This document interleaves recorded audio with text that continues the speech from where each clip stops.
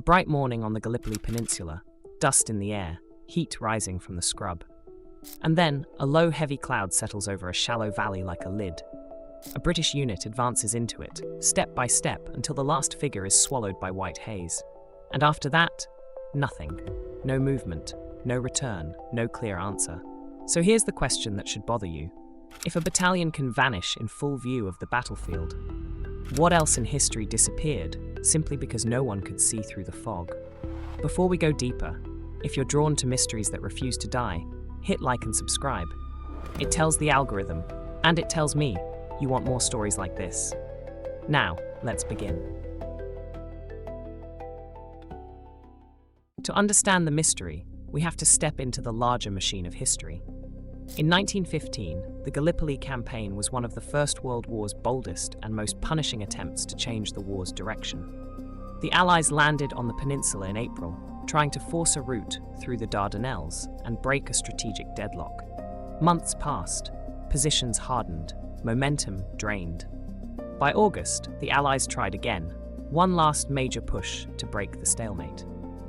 This August offensive combined attacks from Anzac and a new landing at Suvla Bay, meant to open space, seize high ground, and link forces across the peninsula. Suvla Bay sounds like a clean plan on paper. In reality, it became something else. A landing that achieved early footholds, but then slowed, orders delayed, opportunities slipped, and the high ground that should have been taken fast became harder with every hour. Turkish reinforcements arrived. Stalemate returned, like a door slamming shut. And inside this stalled landscape, scrub, shallow valleys, scattered farms, a harsh sun, one episode took on a life far bigger than the terrain where it happened. A unit from the 1/5th Battalion, Norfolk Regiment, including the famous Sandringham Company, men connected to the royal estate, advanced during fighting around Suvla in mid-August 1915. Observers watched them move forward and then lose contact. Here's where the story splits. What happened next, what people said happened next, became the seed of a legend. A vanishing battalion, swallowed by mist, erased by a cloud, gone without trace. But what does the record actually show? And why did the record itself become so haunted? Let's talk about how mysteries are born. Not always from the supernatural. Sometimes from bureaucracy, from distance, from fear, from pride. From the simple fact that war can break the chain of information. 1. The lost to view moment, and how a myth begins. In one of the most important modern historical analyses of this incident, researchers noted how quickly rumours formed around the 1/5 Norfolks, rumours of a strange disappearance, or darker explanations about what happened after capture. And here's a crucial detail. The story wasn't only built decades later by sensational retellings. Some of it was amplified early by official language. In a December 1915 dispatch, the commander Sir Ian Hamilton used dramatic wording, describing the unit charging into cover and being lost to observation and saying none returned. That kind of phrasing doesn't just report events, it frames them. It makes absence feel like a phenomenon. So ask yourself, when an official report uses the language of mystery, does it clarify reality, or does it accidentally create a legend? 2. The royal connection, and why the world cared. This wasn't just any missing company. The Sandringham Company had ties to the royal estate, and King George V took personal interest in what happened, asking for information while the campaign still echoed. That attention matters, because attention changes memory.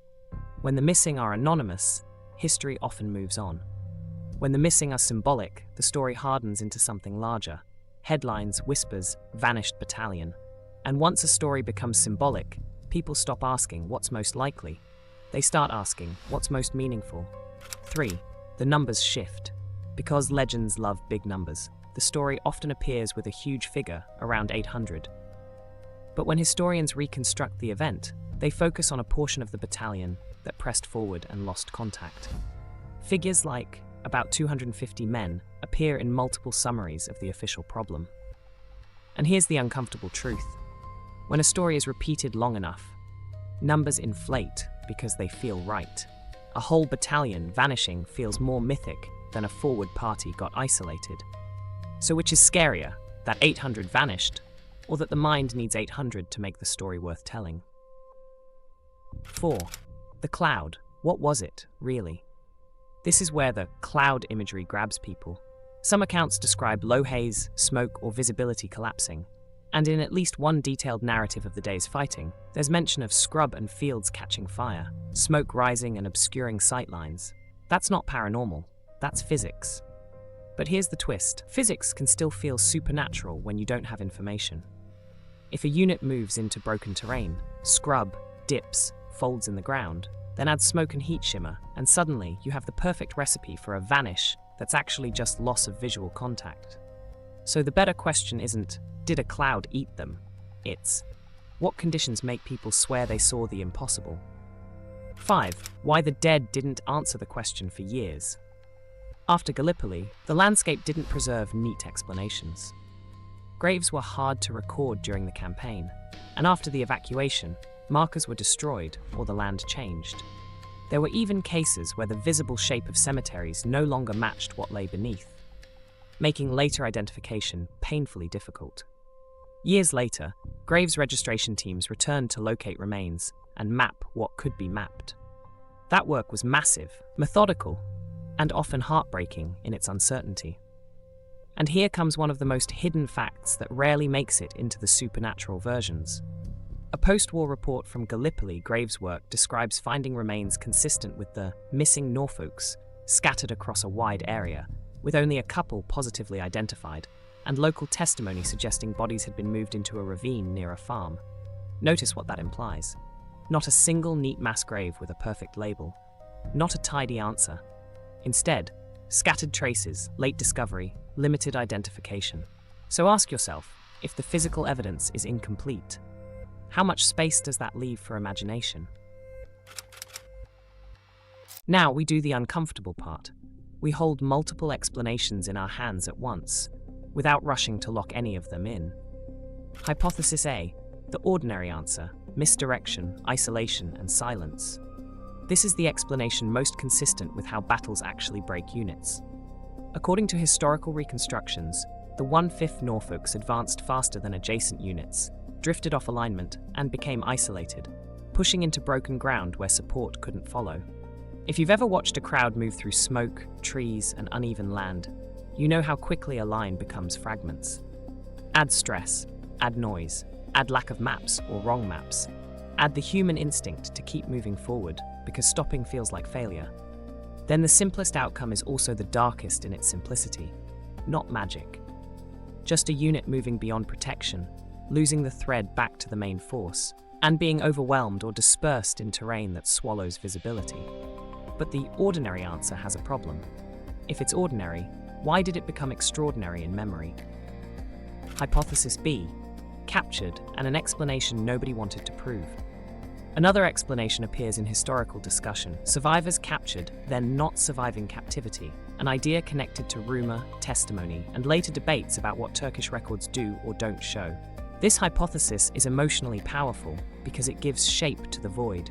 It says, they didn't vanish, they were taken. But it also raises questions that are difficult even now.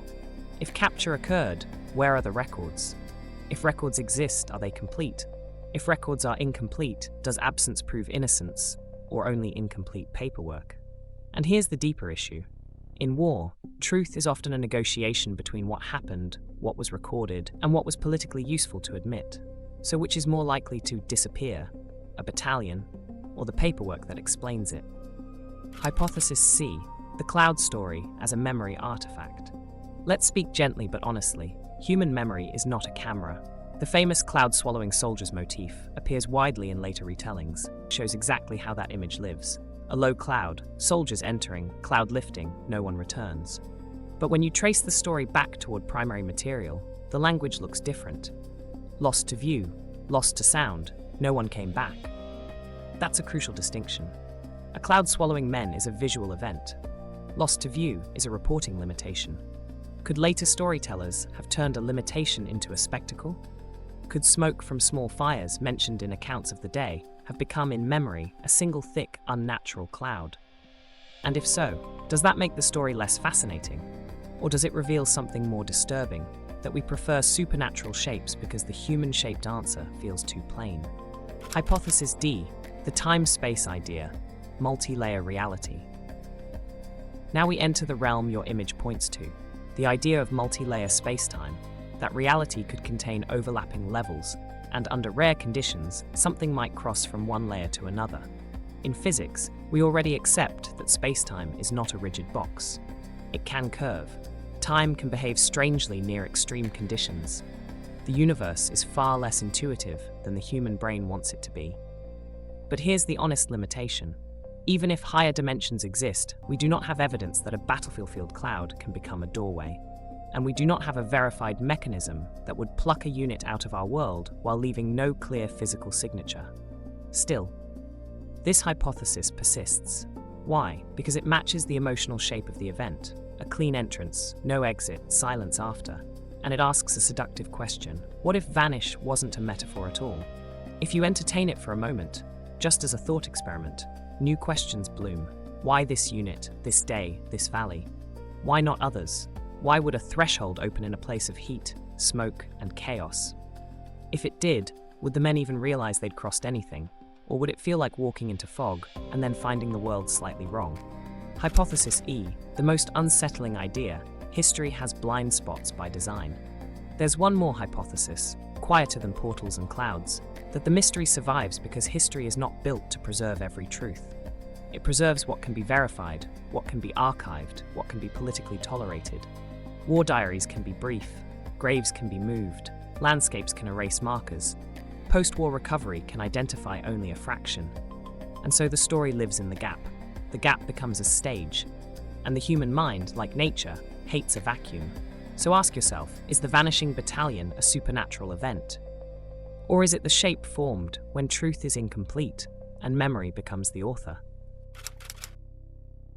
Let's slow down even more. Because maybe the deepest mystery here isn't what happened on that hillside. Maybe the mystery is why we can't let it go.